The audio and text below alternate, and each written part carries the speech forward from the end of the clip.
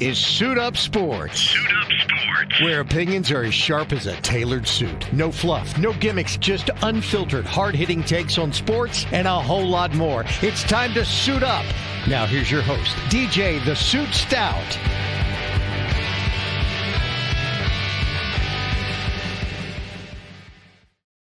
Welcome to Suit Up Sports. I'm DJ the Suit Stout, along with 10-year NFL vet Frank Garcia. Frank, how you doing on this March Madness week of upsets and last-second shots and things that we always wonder why do they only happen at this time of year, and we're getting ready to see a bunch of them. We've already seen several in the tournaments. I know college basketball started about probably 3-4 months ago, but it feels like Easter and Christmas and all combined with all the holidays just coming together, with Selection Sunday just, happening and figuring out where your team is going to be, what bracket they're going to play in. But, some great tournaments. I got to go to a couple of them. I know that you watched a bunch of them as well. But it's exciting. Last year, as Duke fans, we fell, a game short, lost to Houston in the semis with a historic collapse, something that has only happened one time out of like 400 and something.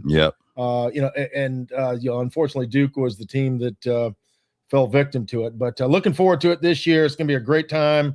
A lot to get into with that and the draft and the TPC at Sawgrass taking place. A great finish there, and just a really good weekend of sports, and looking forward to March Madness for sure. Yeah, it's amazing how, when these conference tournaments start and then March Madness, it is amazing how the buzzer beaters and all these things seem to just, like, we see them during the season and maybe we don't get as much credit to them.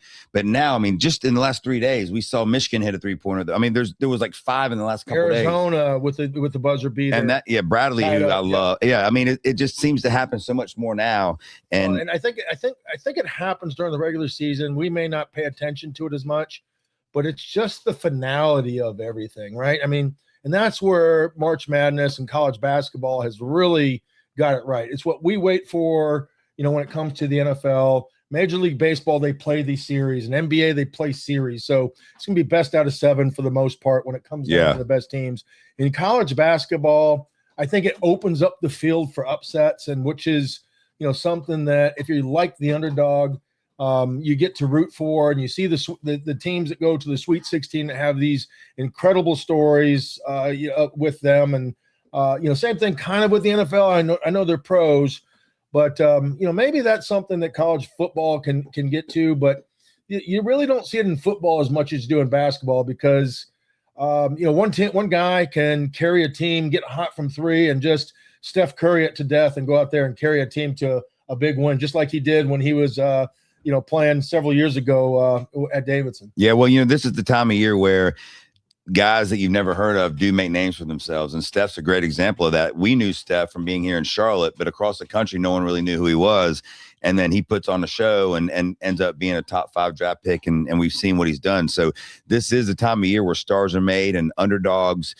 get on a roll, and teams that you never probably even looked at a box score during the year. Now you're going, who is St. Mary's? Right. Who is it seems like St. Mary's or Penn. When's the last time you watched Penn play? Right, exactly. Idaho, right? Yeah, it's the first time Idaho's been in it, I think, in like 20-something years. So just Greg, High Point. That's right in our backyard. Which, by the way, they're actually in Furman. Right. We got 2 teams that are pretty local that are both could be underdog specials. Well, if you remember Wofford a couple of years ago and the run that they had, that's what's so great about college basketball is that the talent differential is there, but when you get some of these smaller schools and they have seniors that are out there and they get a couple of guys, they play great team basketball, and they go out there and they just fight tooth and nail to compete, and sometimes they get that upset, and you get some confidence and momentum, and anything can happen in this tournament. Yeah, I can't wait. And the conference tournaments were unbelievable. Let's start here in our backyard with the ACC.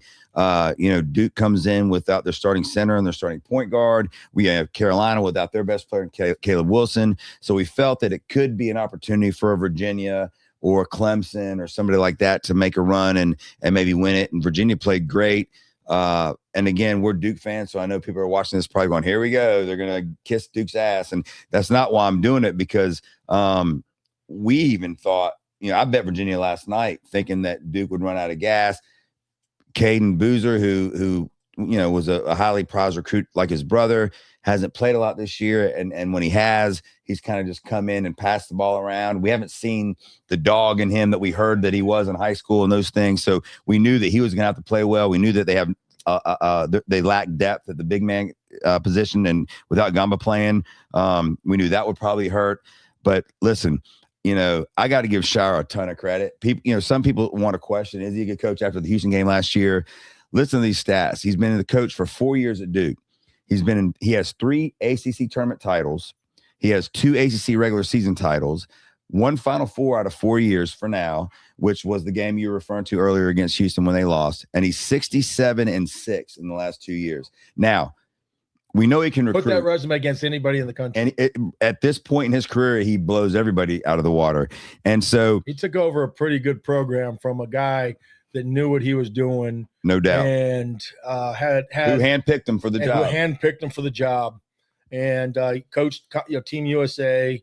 He obviously is a legend. And I know people either love him or hate him. Yeah. But Coach K knows this game, and he knows what success looks like, and he knows what it takes to be successful at the highest level. And you're right, he handpicked him. I was questioning it last year, even when you start looking at, the end of the game situations where, you have to draw up plays, or the good coaches, for example, the Houston coach, just drew up an incredible play, not just in the Final Four, but before that, to get to that with the inbound pass, where everything had to be executed and operated to perfection, where they get the easy layup to get to that next level, where they had a chance to go out there and compete for the national championship.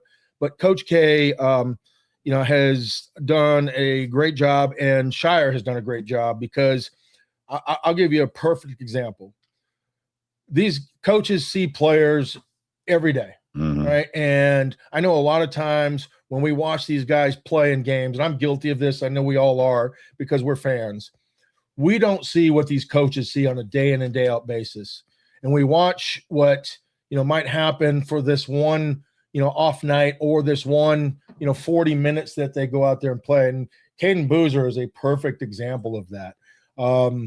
I have not been big on him. I don't think he has the athleticism to compete at the highest level on a consistent basis. But when you watch the game against Florida State, it's like, okay, I was kind of validated in my own mind. Yeah, he struggled. Not only did he struggle, Florida State didn't guard him. He was one of those guys, like when you go to the gym, you're like, leave that guy alone, hope he shoots because he guards himself. Yeah. Right? Let him shoot, please, because we're just playing for the rebound. We're going to double Big Boozer and, try to take him out of this. And, for the most part, it was pretty effective. Caden had a couple big rebounds, had a couple good shots. And from whatever happened in that game to where that went to the next game and the championship game against Virginia, it feels like a light came on for him. And to give Shire credit, he's probably seen a lot more of that. But when you have Caleb Foster out there and, he's able to break down the defense, when he's not there, you got to look for other guys. Sarr was another guy that has flashes. But, Boozer last night, or a couple nights ago when they played in the ACC championship against Virginia, was the biggest reason, other than the offensive rebounding, why they won that game. And I give him a lot of credit for fighting through the adversity and the struggles and the I guess I don't know if it was anxiety or what, but it was almost like the lack of confidence.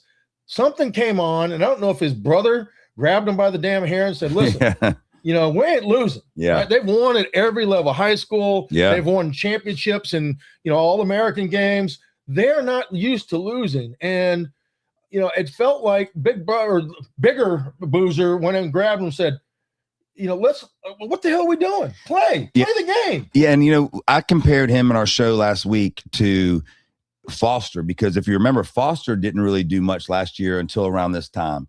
And then he became a factor. And so I think Shire has brought Caden Boozer along slowly. I think if Foster was not hurt, he would probably have preferred to just keep him in the same capacity that he's been, meaning Boozer. And next year he'll be the starting point guard.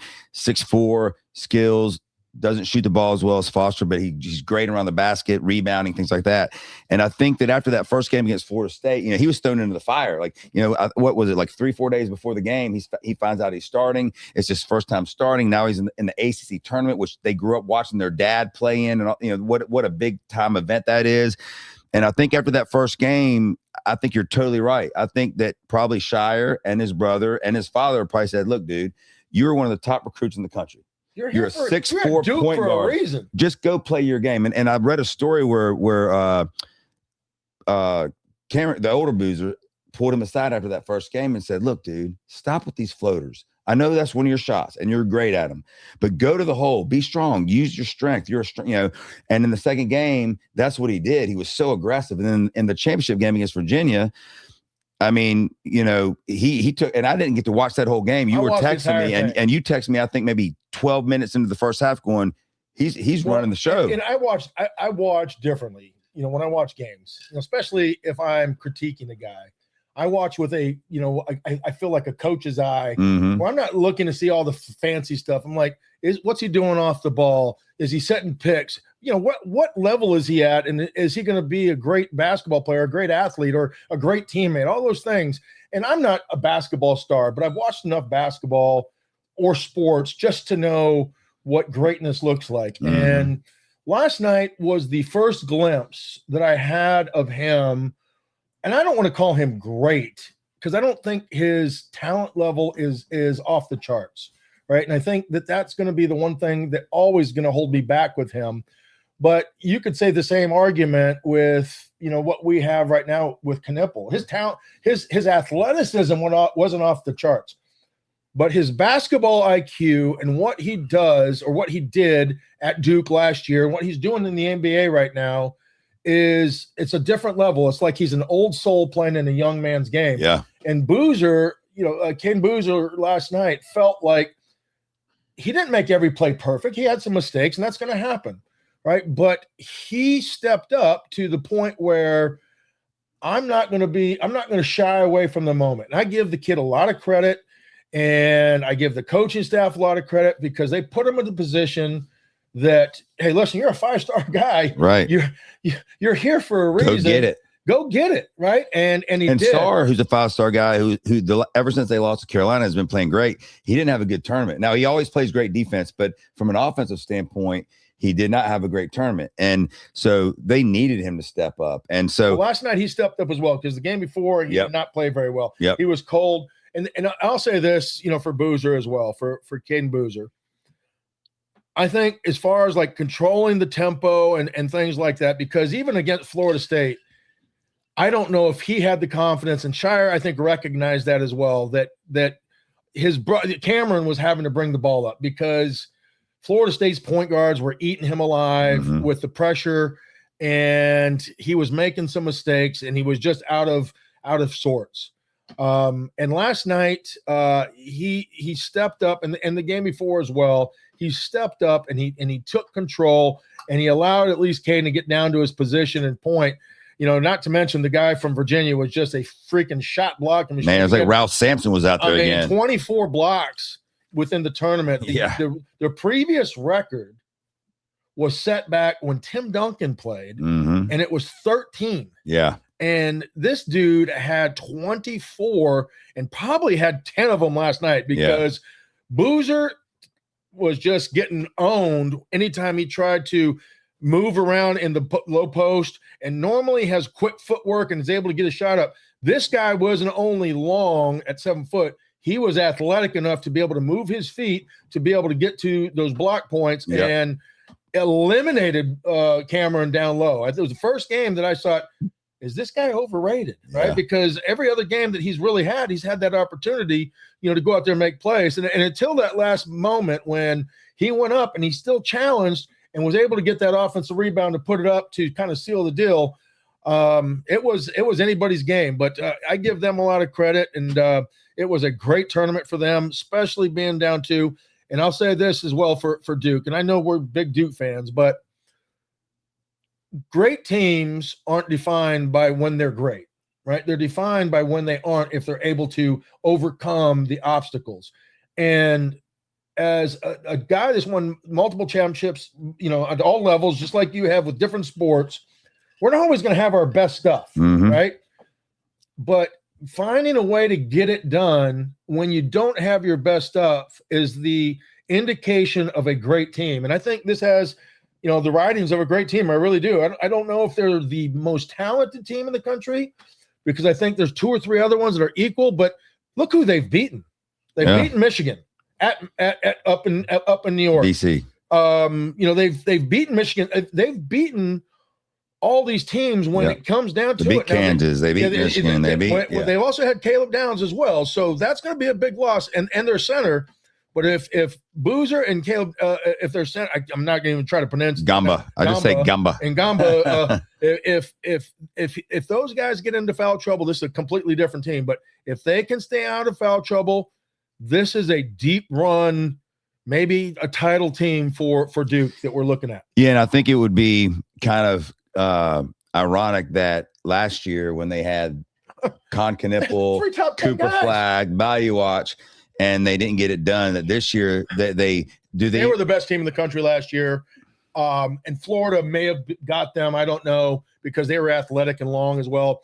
They were the biggest team. They had the Ken Palm rankings of the best team. And Duke Houston was the only team that was better than them on defense. Yeah. And I think Duke was like 4 or 5. Houston was like 2. And offensively, they were top 5 as well. So it was the first time probably since Ken Palm is doing his rankings that a top 5 on both sides didn't win or at least go to the championship. Well, and look, this year's Duke team is number 1 BPI, number 1 net, number 1 Ken Palm, number 1 T rank. And what? And all Ken stats. Palm and offense and defense? Everything. They're number 2 in WAB, number 2 in KPI. So their strength of schedule was the 9th strength of schedule. Their quad 1 win, 17-2, quad 2, 6-0. So like the stats are great, but last year's team had 3 top 10 picks. This year has 1 in Boozer, right? There's not one other guy that'll be a top 10 pick. Not a top 10. Isaiah will be in the 20s or something. He's a shooter. He'll be in the 20s, but last year had 3 top 10s, and including the 2 guys that are battling out for rookie of the year. So, not only are there 2 top 10 guys, there are 2 top 10 guys of the 3 that they're battling for rookie of the year. Yeah.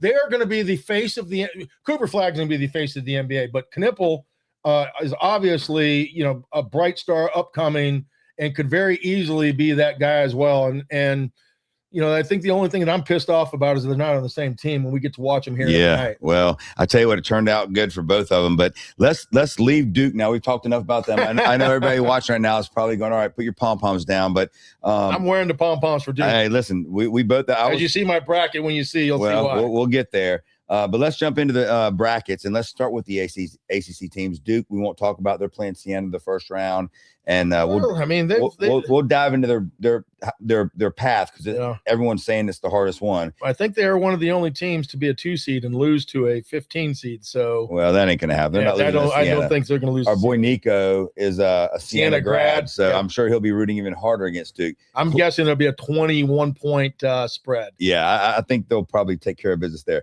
Clemson, though, comes in as an 8th seed in the South. They're playing Iowa. We're talking about the ACC teams? Yeah, I'm just going to dive into the ACC teams. And Clemson starts off with Iowa, who is kind of a similar team as Clemson. They're gritty. They're tough. I think that's going to be a great matchup. But when you win that game, whoever wins it gets Florida as a prize. So kind of a tough road right out of the gate. First game's tough. Second game, you get Florida. Carolina. Well, Iowa's not going to be a pushover. No, not at all. Matter of fact, I think I took Clemson to win it, but it's going to be close. Yeah.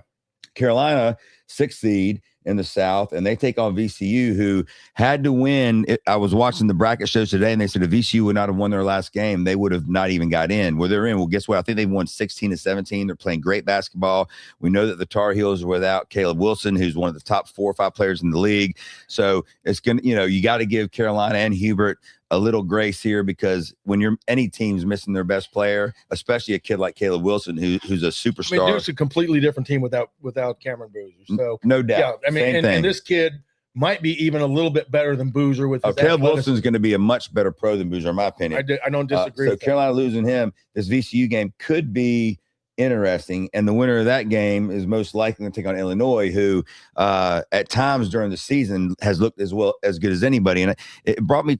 I want to talk about that game for a second because which one, Illinois, Carolina, because they haven't played yet. No, but I want to talk. They haven't even got there yet. I know, but I want to talk about just Illinois for a second because if you've watched them play, they have a lot of European players, and Rick Pitino said something last week where he said, the reason because I think he's right. College basketball this year, the competition level, in my opinion, has been some of the best competition we've ever seen. Like college basketball has jumped up a notch. These games, the level of play, the level of play has been great. The league, and it's not just a handful of teams. Exactly, and he says the big reason is because with NIL money, these guys that would always stay in Europe and play pro like Luka did when they're 16, 17, 18. Well, now they come here and they make more money. So we're getting an influx of these guys who are really good basketball players. Pros over there. Correct. Over here and Illinois has 3 of them who are studs that can shoot. They're, Virginia yesterday, and I forget his name, but the kid from Germany, that was a stud. So I thought Pitino was spot on with that. And he goes, that's why. And he's coached for 50 years? Well, he coached the USA team several years ago. Pitino said he's been around forever. He said this is the most competitive college basketball has ever been. And I agree with him. And I think that's a good reason why. So if Illinois does play Carolina, that'll be something to watch. We saw it with Virginia against Duke. But Carolina coming out with VCU, that's a tough matchup. Yeah, there's no doubt about that. Carolina is not the same team without Caleb Wilson. There's no doubt about that. And it feels like they're starting to recognize that as well. And, they just don't have the consistent scoring or the guy that's going to be able to take the go-to guy. So they're still a good basketball team. Yep. They're going to beat a lot of teams. I would not be surprised if they were, I don't even know if you call it an upset. I mean, how many times do we see a 6-11 upset? Right, where these 11 seeds coming in that really are just they're tournament champions or they're a team that's gotten hot. They lost early and they found something and they've won and gone on a streak. And VCU's made waves in the tournament in the last 7-8 years, so they have been a team. VCU is not a Cinderella team anymore, right? Several years ago it would have been. We'd have said, "Who's Virginia Commonwealth?" Right? Who's that team? But because they're starting. They're not at the height Gonzaga is, but a team like St. Mary's that you've seen make these runs. But they're a team that you expect to beat them just because the level of recruiting that you have at Carolina when you talk about the 5 stars. But to your point, that's getting nullified a lot with a lot of these NIL and the portal. The older players sticking around are coming from Europe who are helping these teams out and giving them some depth and giving them some outside shooting. And we all know how neutralizing, you might have the most dynamic point guard on the court that can break everybody down and go score at will, but three's worth more than 2. And you have 2 or 3 guys that can knock it down. You kind of eliminate that X factor. Yeah, I expect Carolina to get it done, but that should be a good game. Here's the game that intrigues me a lot. First of all, I thought NC State would have got in not being in a playing game. I thought they deserved to be in. They got the playing game. One of those 11 seeds that we're talking about. It is, and they're playing Texas. And I went and saw Duke play Texas early in the season. Texas has gotten hot the last few weeks. They've played a lot better. NC State has shown flashes. We saw in the ACC tournament a little bit, but they're definitely hot or cold. We do know that they're 2 years ago they made the run to the Final Four. Yep, and we know their coach coaches well in the NCAA tournament, but they get Texas, and then the winner of that game gets BYU. I think whoever wins that Texas-NC State game has a damn good chance to beat BYU. I know DeBonta is the leading scorer in the country. I know the kid's a freak of nature. He's going to be a top 4 pick in the NBA. You watched him play? He's unbelievable. He's the most impressive player I've watched this year, period. He scores against anybody from the outside. He's like Kevin Durant and everywhere. A little lefty, not as good of a shooter, but he can get to the bucket. He can break you down. He can knock it down from the outside. And not only that, he has that FU in him that I'm going to prove to you that I'm better and take it to you. I agree with you. I don't think BYU is much without him. They have a couple of other guys, but he helps those guys. He's one of those guys that you talk about all the time. Facilitator. Well, he's so good that he makes guys around him better. Yep. Right. He gives them the wide open looks where they can knock shots down. And if you leave most of these guys open in college basketball nowadays, I mean, the 20-foot jumper is literally like a layup. It's like a mid-range shot that used to hit back in the NBA. Yeah. Where these guys are going to knock it down at 50%. So, if BYU, if he can go out there and do his thing, I think that they have a little bit of a squad, but I think they win that first game, whether it's NC State or Texas, and then they would probably most likely face Gonzaga, and I think it's literally like it's like little brother and big brother facing off. Well, that could go either way. I'll say this, and I didn't take NC State or Texas to beat BYU, but I will say that whoever wins that game, it wouldn't surprise me if they beat BYU, and then they probably do play Gonzaga. So whoever wins that 11 game could literally beat BYU, beat Gonzaga, and then end up playing Purdue. Yeah. And now look, Purdue has played as well as any team in the country, and they've played bad, right? So they're a damn good team, but we've also seen them not look very, very good. So that bracket in particular, to me, has upset written all over it. And they're playing a Charlotte school. Queens College is right in our backyard. That's right. So I'll be rooting for them hard. I mean, I'm going to be rooting for. I love the upset. That's what I love about college basketball, because you see these small schools that have no bit, like Grand Canyon, right? Out of Arizona, or you throw in a team that McNeese State, right? That makes these incredible Sweet 16 runs, and you see the stories that go with it. Who was the team several years ago with the old lady that would sit there on the bench? Loyola Chicago. Loyola Chicago. None. Great call. Yeah, I mean, these teams, you're just like, I got to root for these guys, or else I'm going to be cursed by God for the rest of my life. And you've been to the tournament games before, and my dad took me growing up. I've taken my boys. You took Brycen even to the ACC tournament. But what happens is when that underdog starts winning and get a little momentum, the entire crowd gets behind the underdog. Right. And so that's what makes it so special. But that game in particular, the State-Texas game, I'm looking forward to. Then we've got Miami from the ACC playing Missouri. That should be another good matchup. Miami's a good basketball team. Coach Lucas has done a great job. If you don't know, his father's John Lucas, who played for the Rockets and he coached in the NBA, was a hell of an ACC player. They're dangerous, but for the Suns too. Missouri's pretty good though. That should be another good matchup. And again, if State were to get in there and win a couple games, you could have a Miami NC State matchup, and then Virginia. I don't think that's going to happen. I think Miami, as you point out, It's hard for me when I'm picking out these brackets, right? Because I'm looking at my brackets right now, and if I have a coin flip, I usually side with the team that I've watched a little bit more, right? Because I have not seen much Missouri. And last year, I think it was a little easier decision because we knew how strong the SEC was. I don't think that's the case this year. 10 teams still, though, which is crazy. 10 teams, but it's not the dominant teams where it was like running a gauntlet, right? Where you see these guys going out there. I think, as you point out earlier, everything's a little bit more diversified. And because I've seen Miami more, I give them the edge over Missouri because they can line it up from the outside and score. I think they played in against the 97 to 93 game, whatever, the highest scoring game in NCAA or in ACC history. And they can line it up if they get going. But I like Miami in that one. And Purdue, they're the 2 seed. If they play their game, they're dangerous. The Big Ten is pretty legit this year. They are. They're going to have about 4 or 5 teams that could be Final Four teams. I think the ACC has 3 or 4.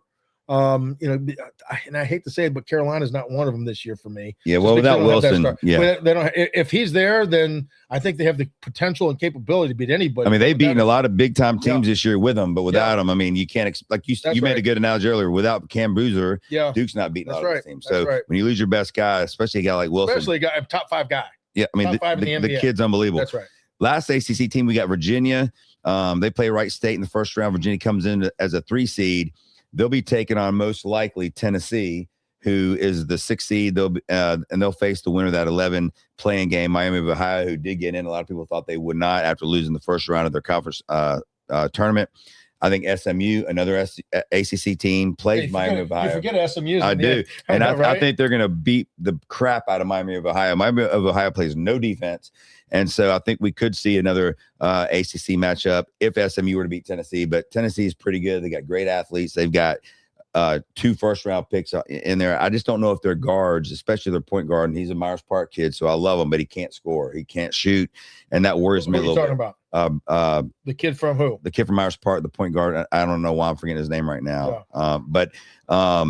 Anyway, Virginia is legit, and Virginia is going to end up probably having, if they get by Tennessee, matching up with either Iowa State or Kentucky. Iowa State, to me, is playing as good as anybody. They had a barn burner game against Arizona where they lost on the last second shot, where I love Arizona's point guard Bradley. He's a senior. He's been there. He just makes big shot after big shot, and he's not known as a great shooter. The shot he made was unbelievable.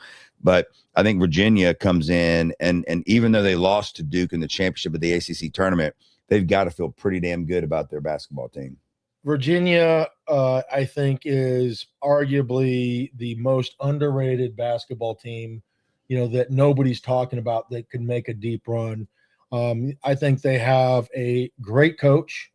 I agree. I know they had a great coach that left before, but you talked about the Rider, the European player that can light it up from the outside, but he's a big physical guy as well. He can get some rebounds down low, but the Nigerian Nightmare is what I'm going to call him, because I'm not going to try to pronounce Kingsley Onyensinyo, a Nigerian college basketball player, has arguably since maybe Mutombo. And I didn't see Mutombo play in college. I don't think he even went to college here in the States. But this guy is Mutombo? Yeah. He played at Georgetown. Okay, you're right. He did play at Georgetown. This guy is a block party by himself. Yep. I mean, he is a eraser down low, his athleticism. He's not a great scorer, but he's going to get some free balls. He's going to be aggressive. He's going to keep plays alive, but defensively, when you can slow down and shut down, he didn't slow down. He shut down Boozer. I think Boozer had 13 points. Is that right? He had 13, but he didn't get a lot of those points. And he's a 25-12 dude every game. Every game. You can bet it with pretty much certainty, and he shut him down. I mean, he struggled. This guy, I believe he came from Kentucky, came to Virginia, and he is becoming, I think, like I said it earlier, I think the ACC record for block shots was by Tim Duncan back when he was in college at Wake Forest at 13. This guy had, I think, that in last night's game, a couple nights ago against Duke in the game alone. He was blocking. Anybody named Boozer, the ball was getting rejected. That was his house. Yeah. And because of that, they also have a couple of point guards that can light it up. Duke got hot last night. I don't know if they're as talented as far as all the other players they have, but Virginia very easily – that game could have won either way last night. Yeah, no doubt. Virginia very easily could have won that game and been holding the title right now. And I look for them to make a pretty good run because you look at teams that they've had in the past, you're like, oh, this is a great defense. They do really well, but they can't score. This team can score. They can score. This team can line it up from the outside. They can keep balls alive. They can get second chances on boards. And that was the one thing I think that Duke that we're not even talking about is where they have dominated against teams like they have outworked teams like Michigan, teams that they've played that are equal to them. And I think that the length that Duke has at all positions, not just they don't have one guy, they have 3 or 4 guys that can get rebounds and keep balls on live on the offensive and get second chance points.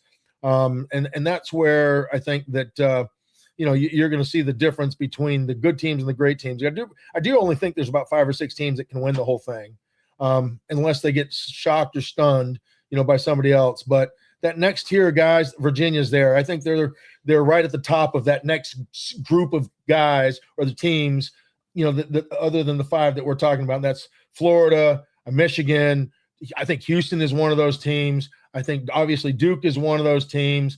And you could probably throw in a team that I'm not mentioning. I'm not going to put Purdue in that. But Purdue and Virginia remind me very much of each other. Well, let's jump into the brackets. And again, this is our early bracket. So we still reserve the right to make changes, right? So, and I know you're like me, in the next few days, we're going to be watching all these analysts and we're going to be reading all these things, and we're going to learn a lot more about teams that we've never heard of and understand what they may know more basketball than we do, but when it comes down to picking games, I mean, flip a coin. It really is. I mean, we all can see what we can all see, and that team is better than that team. Yeah. Is that team going to play better than that team on that given night? Because who knows? And it doesn't mean that we're going to be right. That's right. But let's dive in and let's just go right to your Final Four.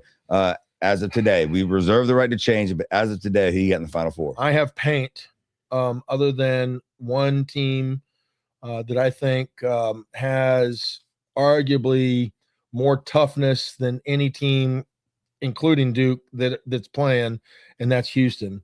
I love their coach. I love the way that they play. I love they get after it on both sides. When it comes down to, just the nitty gritty, they're not going to blink an eye. The only team that I don't have as paint would be Houston beating Florida. That's my only upset. Everybody else is the one seed. I have Duke in the East. I have Arizona in the West, who I think is the best team, in the country. Yep. I really do. I think all 5 guys, all 7 guys, even their depth, they have guys that can light it up. They're athletic. They have a guy that can they have multiple guys that can take over the game, not just one. And then Michigan, that Duke Michigan game. Did you watch that game? I did. I mean, I'm telling you what. I mean, that looked like old school Final Four. Yeah. Guys getting after it, athleticism, length. Michigan can match Duke with all positions, with height and strength. Yeah, with everything, and they can shoot it as well. Michigan, I think is a team that didn't win their conference, but I think if they get the right draw, which I think they will, the only thing I'd be worried about with them would be Texas Tech. But I have Michigan, Arizona, Duke, and Houston is my upset. Well, and it's not really an upset; it's a 2 versus 1, right? And Florida. Listen, I mean, Florida, the defending national champs, remind you so much of the teams that we just talked about, Duke and Michigan, with the length that they have and the athleticism that they have and the way they crash the boards and their toughness. I just don't know if they have the scoring, with the outside shooters that, like Isaiah talked. They don't have that guy. They don't have a guy that can just light it up from the outside. I think that Florida has a damn good chance to win the whole thing. The only thing that worries me about Florida is that their point guard Lee is very sporadic. He sometimes playing, he looks out of control. He hit huge shots in the semifinal game. But you're talking about Jeremy Lin? He reminds you of Jeremy Lin. But I didn't go chalk. I've got Duke coming out of the East. I've got Florida out of the South. I've got Arkansas coming out of the West. What? I've been a believer of them. Arkansas. I've been a believer of them all year. I think that they're going to beat Arizona. I think they're going to beat Arizona. I think Acuff is the best player in the country. I think Calipari knows what he's doing. He can kind of look. I took an upset there. I reserve the right to change it because I have said Arizona's the best team all year. I'm not saying Arkansas. I think Acuff's the best player in the country, and I think Calipari is a great coach, and he's been here and done that before.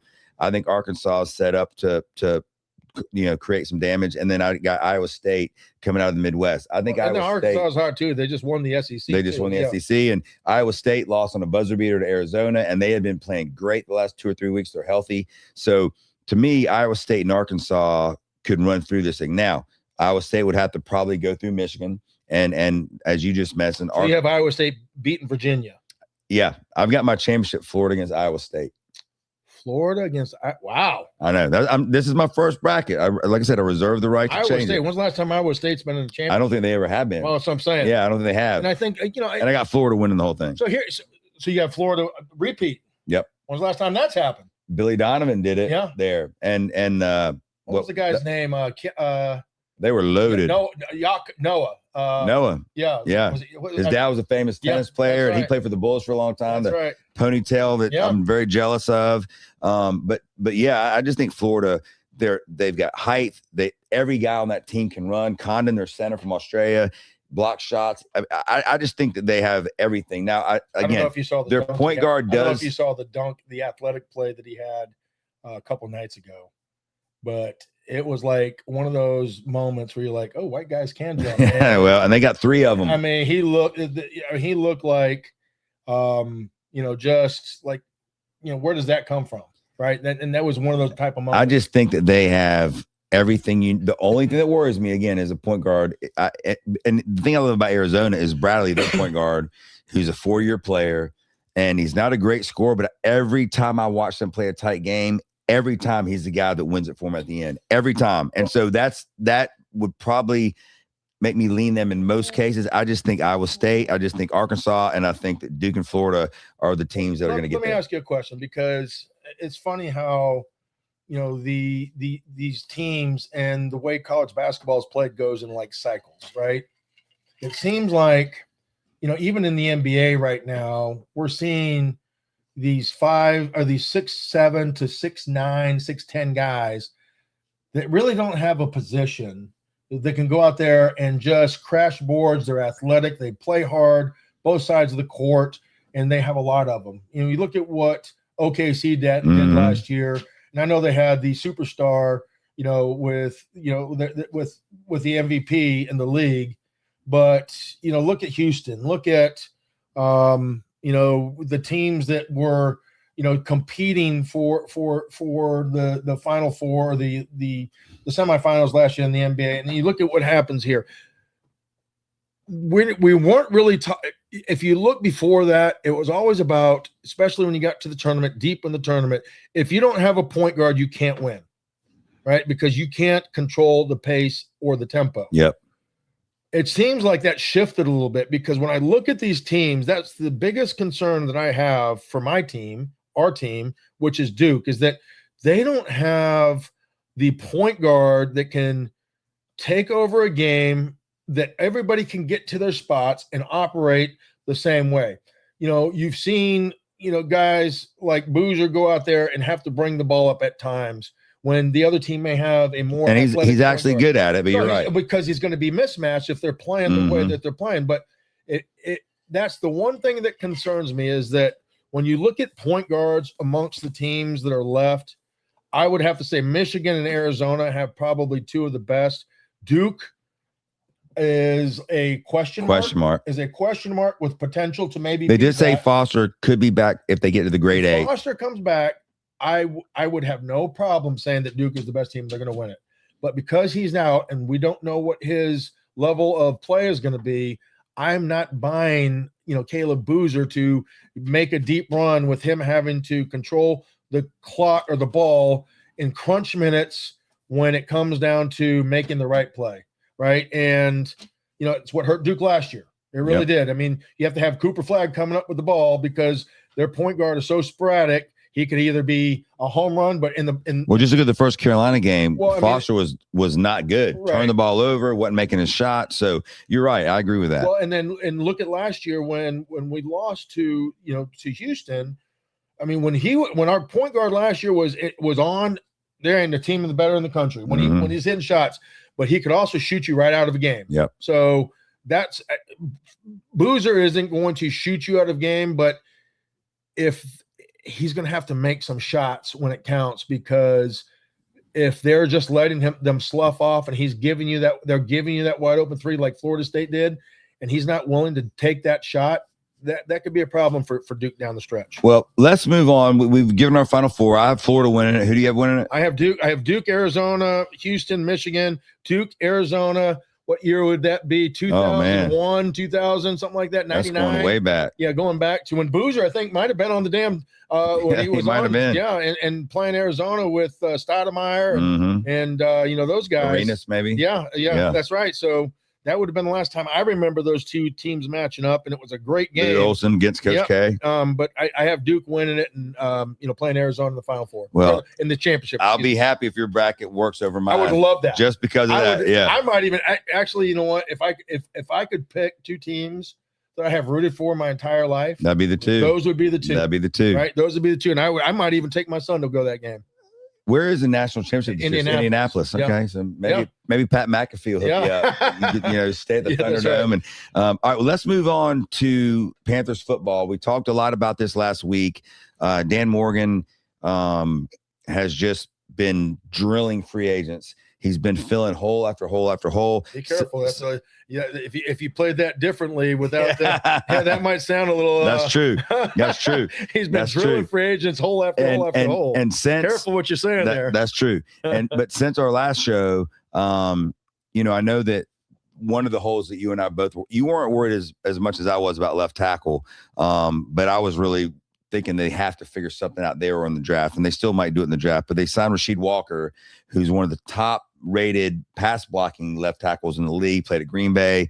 I've read a ton about him in the last few days, and everything about him makes me feel really good about him being our left tackle this year. They get him on a 1-year deal, a prove-it deal, which he's not going to start. Oh, he'll start. I mean, Icky won't be ready yet. If he's not ready, but he won't be ready. He'll start. It'll be interesting to see how that pans out, because you have a top 5, top 10, 15 guy that you drafted from NC State with Icky, and you're bringing a guy in. It'll be interesting to see where he's at with his health. If Icky was healthy, then you're totally right. But it makes it sound, from what Dan and some of these guys said, is they think that he probably won't start the season. So I think Walker's going to be our starting left tackle. But the one position that we haven't addressed yet, and I think in the Panthers offense, this target might always be the third target, meaning tight end. The majority of really all the good tight ends except Njoku aside. And Njoku was the number 1 tight end in free agency. He's still out there. The Panthers have been rumored to be one of the teams that are in negotiations with him. Dallas Goedert, who is another guy that they were talking to, has re-signed with Philadelphia, so he's off the board. But let's say we don't get Njoku, and now we're looking at the draft, and you're Dan Morgan, and now that you filled a lot of these holes, right? So depth, which was a huge problem in year 1 of Dan Morgan. Now we have a lot more depth than we had back then. Tight end is still a hole that I know you and I both think they're going to have to do something, because you have to give Bryce Young a weapon at tight end, in our opinion, that can catch the ball, stretch the field. If you're sitting there at the first pick, and I do think now with what we've done in free agency, Dan has put himself in a position to take the best player available if he really wants to. And I think that's a system that has worked for him. I think it's a system that works for Seattle, where he came from and kind of cut his teeth. But if you're sitting there and you have a left tackle, one of the top 3 left tackles, and you have Sadiq, the tight end that we love from Oregon, and you have, let's just say, Tyson, the receiver who I love from Arizona State, or a Lemon, the receiver from Southern Cal that I like a lot.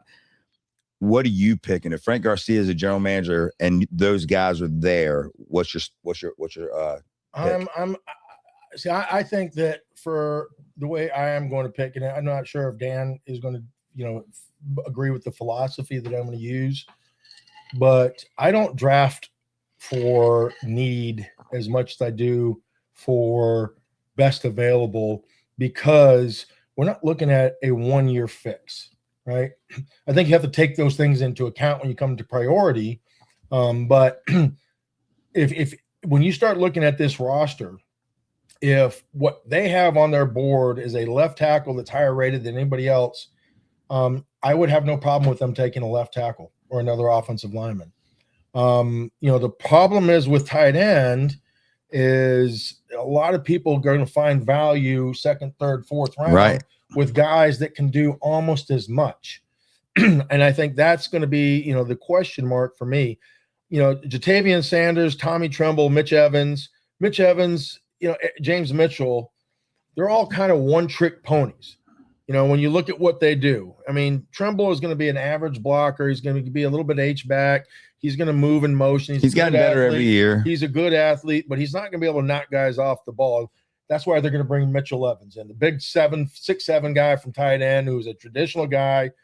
With the way that the NFL is going, in short yardage in particular, a lot of teams are bringing those extra offensive linemen, and you're looking for that maybe backside tight end that's going to be away from the point of attack, that you can sneak out in coverage and slide they run the delay and everybody runs off and he's kind of wide open. You can really kind of do that with anybody. But if you're looking for a weapon, a guy that can be a difference maker, and I think we talked about him, at length, our last podcast, is the kid from Oregon. Sadiq. I mean, if Sadiq is there, It's kind of the missing link, and I think that can really open up this offense in a passing, game. You're going to have pretty good quality guys on the offensive line. You got some good depth with a rotational guy in the middle that you signed. Now you have some depth at the left tackle, right tackle, with the kid from Green Bay that can play either side. So you have 7 pretty good guys that you can go to battle with. It's not a priority anymore. Quarterback is one of those things where, that's pretty solid position for the Panthers, at least for, next year. Maybe somewhere down the stretch, you look for a guy that has some talent that really isn't quite ready yet. And Clyde Klubnik is a guy that you talked about that could be there. Who is going to be the biggest impact for this team if he's available? Sadiq is that guy again. I love that H-back position. There's so many different things you're able to do with that guy. He could be a big guy in the run game versus a small guy. If you put him in the slot, you motion him. You create mismatches with blocking if he's able to do that, if he's willing to do that. But the one thing that this team really needs, in my opinion, is a guy that can just flat out burn, a Ted Ginn Jr. that can take the top off, that scares the lights out of defenses. And we don't have that guy on this roster. Well, here's where I agree with you. So first of all, we also need another DB, right? So we would have one of the top 3 or 4 DBs there if we wanted to. Safety. I told you that I love the safety out of Oregon. I love him. I think you put him at free safety, and I think we haven't had a free safety like that in so long as a Panther organization. They did re-sign Nick Scott, who he takes his hits from the fans, but I thought last year, he had a solid year. He's great in coverage. And I don't see him taking a safety there, to be quite honest with you. However, I wouldn't be mad at it. But when I look at, let's just go to offense, and I look at Tyson, the receiver from Arizona State, who I like a lot. A lot of people compare to Garrett Wilson from the Jets. He's fast. He has good hands. He's got good size. But the way I look at it is this: when you're looking at somebody who can stretch the field and make plays on offense, we've got receivers that can do that. Now, we don't have a stretch. Let me finish. Not that can stretch the field. We have Xavier Legette, a guy that they traded for, who they're hoping steps into his own. But that guy that covers himself in the gym? But let me finish. Yeah. But here's my point. I think the guys that we have on the roster as of now, and even guys that we can draft at receiver in the 2nd, 3rd, 4th round, we don't have a tight end. I think we're closer to having a receiver on the roster who maybe can stretch the field than we are to having a tight end that can be an offensive weapon, is what I'm saying. So I agree with you that if you add a Sadiq, we don't have a tight end on this roster that can do what he does. Not even close. Runs a 4.3. He is an offensive weapon. I think Legette or some of these other guys have a better chance of Mechie, who they signed. I think we've got enough weapons at receiver to at least be okay. Whereas at tight end, we don't have a guy that can do any of that. So if I'm going to choose between one or the other, I'm taking Sadiq. Now, he may not be there. There's a lot of mock drafts that have him going as early as 12. So who knows? If they're not there and there's a left tackle there, I have no problem taking a left tackle. I have no problem taking the safety from Oregon. Defensive ends, I'm not really sold on the ones that would be Messidor from Miami. I think he's good. I think there's a couple guys there that may, Falk from Auburn, a lot of people like. But in my opinion, at 19, you got to take either a receiver or the tight end, and that's it. Now, won't get mad at any of the other decisions because, like I said, Dan's put himself in a position to take whoever they think is the best player. But man, if you add a Sadiq to this offense, and you have a tight end that catches everything, that runs a 4.3, like Xavier Legette ran a 4.37, I believe, and I think Sadiq ran faster than that. And this dude's bigger than Legette, and so, to me, that's the pick. But we'll see what happens. Well, let me just run through, because I think this is interesting, and it doesn't necessarily, go by what this site or what these guys think. Is necessarily the way the draft is going to shake out, but it's the best players, what they consider the best football players available, and the best football player that they think is available, the guy that they think is going to be a home run, is the guy that we haven't talked about because we have a guy that we feel is going to be from Ohio State, actually, that's going to be one of those guys, and it's Jeremiah Love. He'll be long gone. I'm not saying he won't be. The kid's going to be a stud. I'm letting you just, as far as their number one player on the board, it's not Fernando Mendoza. Right. He's going to be the number one pick. Yep. But it's not necessarily the best player. They feel like this Jeremiah Love is a Marshall Faulk, Bijan Peterson. Yeah. He is that type of home run player. I agree. He wants to be there for forever. You've seen him play a lot. You're a huge Notre Dame. No doubt. Caleb Downs from Ohio State is the number 2 guy. And he's had some rumors of knee issues. So in most mock drafts, they have him fallen to maybe 12 or 13. He won't make it to us, but if he does, what they I'm better saying damn is, take again, him. it's not about how they're going to draft. It's by the best. Well, Matt Patricia, who coached for the Patriots for all those years, was the head coach of Detroit. Very well, yep. Now he's the defensive coordinator at Ohio State. He said he's by far the smartest, best defensive player he's ever coached. And that's why they have him at number 2, right behind Love. Love. Right behind him is Reese from Ohio State. Sonny Styles is the linebacker. I mean, Ohio State, Loaded. You look at their defense, I mean, the talent that they had on that defense was superior to, most teams they played. Offensively, they struggled a little bit, so maybe kept the defense out there. But when you look at position by position, especially linebacker, safety, there was no team better than them. Mm-hmm. Then you look at the guard from Penn State, and then Mendoza, edge rushers. You got offensive tackles, the kid from Miami, the kid from Georgia, who might be there for the Panthers as well. I like him a lot. Freeland Mwagwa from Miami, he's a stud. And then you look at Carnell Tate, right? And then Kenyon Sadiq, who's number 10. He's the number 10 player according to this site. And I really like this site because I do like the way that they evaluate this. The best athlete, not necessarily the way the draft is going to shake down with. Right, they're ranking their top prospects, not where they think they're going in the draft. Yeah, and Sadiq is a top 10 guy according to this site, the NFL Draft, and I believe it is Steve Munch, right? Who I respect. Great. Yep, he does a great job, but he has him as a top 10 guy. If he falls to the Panthers, I mean, you're getting a very talented guy with a position that you need to fill. We said the same thing about the kid from Penn State last year, with him going to Indianapolis and having Tyler Warren having a great year.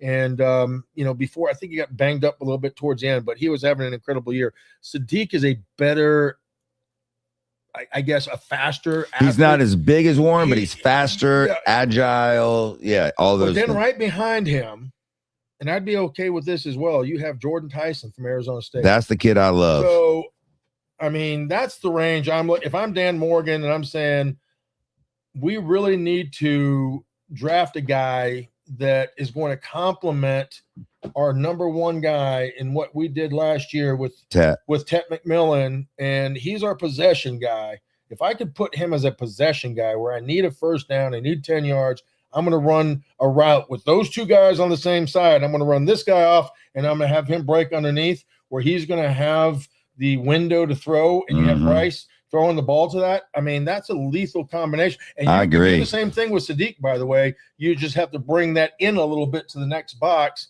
so that he could stretch the middle of the field. But, I mean, that's a pretty dynamic duo where you look at the top offenses in the NFL. They have not just one, they have 2 guys that can light it up at any given time. Yeah, I'm with you. I mean, if you have a starting receiver core next year of Tet, Tyson, and Coker. Or Sadiq.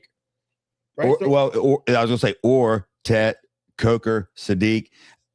We're light years ahead of where we were this year. And again, I hope Xavier Legette, the light switch comes on. I'm not saying it will. It seems like maybe he's never paid the light switch bill because I don't think the way that his awareness on the field. But listen, this is his year. If he's either going to make it or break it this year. And I'm going to tell you this, and it's not necessarily directed at just this player, but in general, when you say this, you can't teach stupid, right? You just can't teach stupid.